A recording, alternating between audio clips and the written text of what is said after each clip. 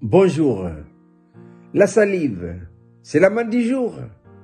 Un jour, on amena à Jésus un aveugle.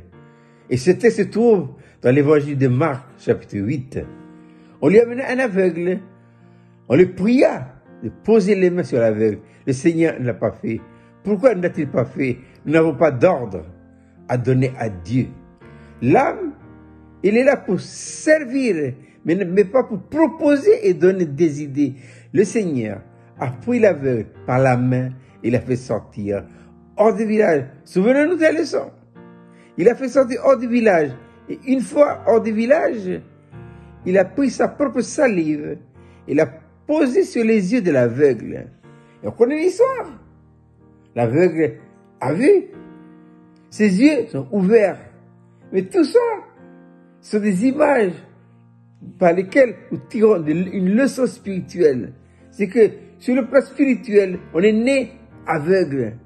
On est né muet. Sur le plan spirituel, je répète, Et le Seigneur doit agir puissamment pour enlever notre mutisme et notre aveuglement. Revenons à l'histoire de cet aveugle. Le Seigneur a pris hors du village. Il a mis la salive. De quoi nous parle la salive? La salive sur le plan spirituel nous parle de l'opprobre, nous parle du mépris, nous parle de la méchanceté. Jésus a été crucifié à la croix de Golgotha. On s'est moqué de lui. On a craché sur lui. D'ailleurs, la prédication de la croix, dira l'apôtre Paul, c'est une folie. Le monde ne peut pas accepter cette prédication-là. C'est une folie pour le monde et c'est un scandale pour les religieux. Oui, parce que la Bible dit, maudit soit quiconque est pendu au bois.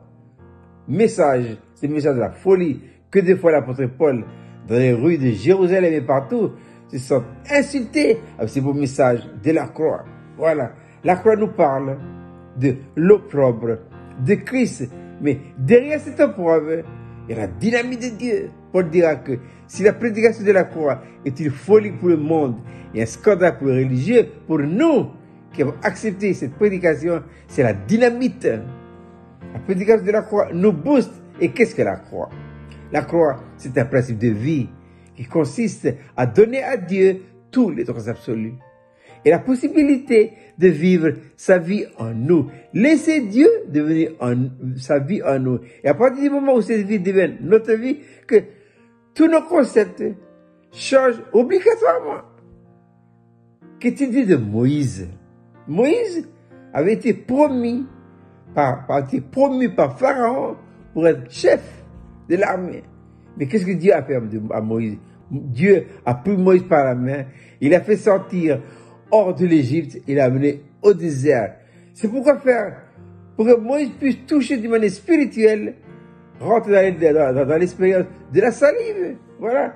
Ainsi, Moïse a regardé l'opprobre de Christ, la salive, comme une richesse plus grande que tous les trésors de l'Égypte. Voilà. C'est ça la leçon que nous retirons de cet homme. Il a eu les yeux ouverts. Sur le plan spirituel, ça voudrait dire que lorsque nous vivons la croix dans son principe, que nous voyons mieux. Nous saisissons mieux le dessein, l'intention de Dieu pour nous, pour les hommes et pour les femmes. Mais ça, il faut la croire. C'est pour la prédication de la croix, bien que ce soit une folie, mais c'est la dynamite. C'est la puissance de Dieu. Jésus n'a-t-il pas dit à ses disciples, je m'en vais. Vous recevrez une puissance.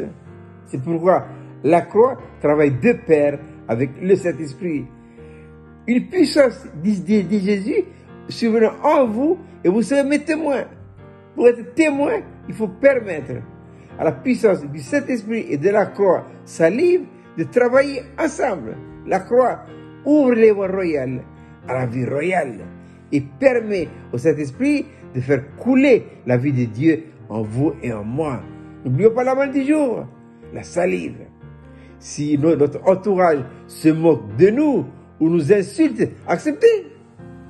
C'est ça la croix. Qu'est-ce que la douceur?